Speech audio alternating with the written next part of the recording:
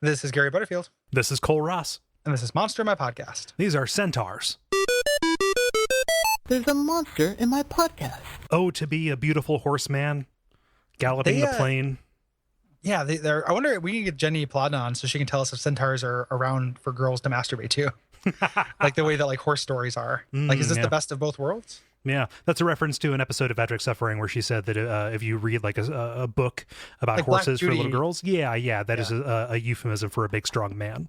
Yes, it is meant to make girls masturbate. Yep.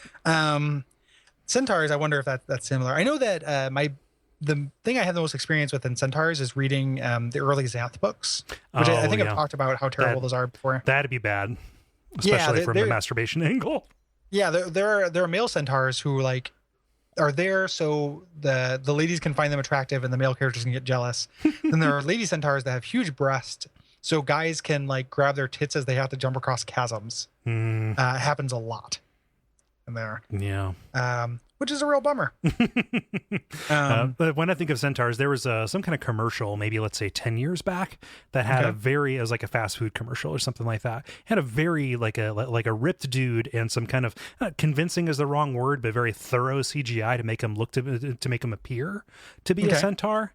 And looking at that, and I'm like in college, and it's like, like 7 years ago, anybody that age, this would be like the nascent series of a fetish, like the seed. Like this is the Sally Acorn or the Crystal from Star Fox Adventures for somebody who just really wants to be into half animal people. Well, there's boytars, like that's a thing. Like don't Google it, but boytars are a thing. I mean, you can't say that and then not like if you don't want me to Google it, you have to give me something to go on. I assumed you knew. No. It's images, it's photoshopped images of people as centaurs for sexual purposes. So that's a big penis. So yes, somebody's gonna argue and say it's not just for sex. Okay. All right, cool. Also, don't be ashamed of it. We're not making fun of it. It's just not for me. and some of the boytars don't have horse bodies. They have another human set behind them. Wow, that's like weird. The whole that thing did is it made for of me. human flesh. It's very weird. It's just a cat dog. It's just somebody because they have two butts. It's like it's cat dog. It's a Daryl Steve. Yeah.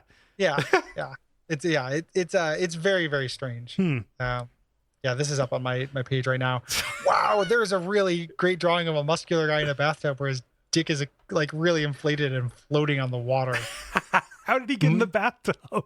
I have no idea. This is incredible, though. I gotta put this in the Skype window, bud.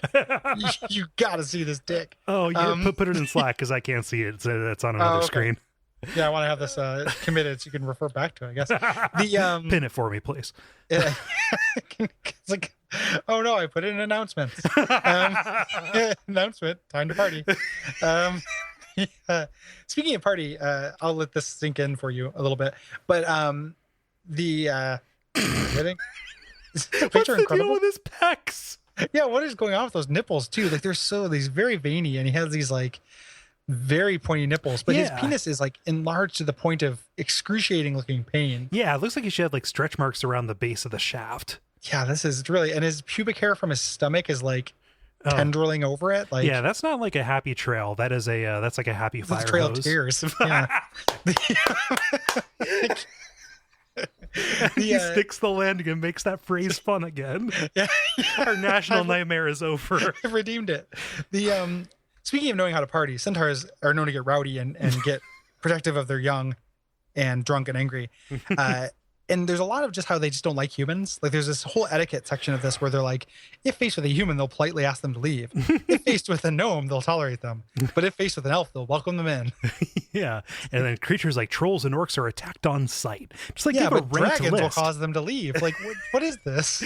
It's somebody filling for time. Like how often you can say, they're basically elves with horse bodies and they love wine.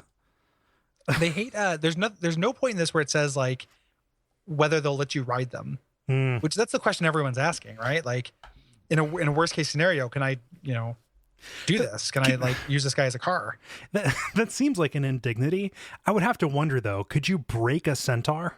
Oh yeah. It's like, you have no will of your own now. You're mine.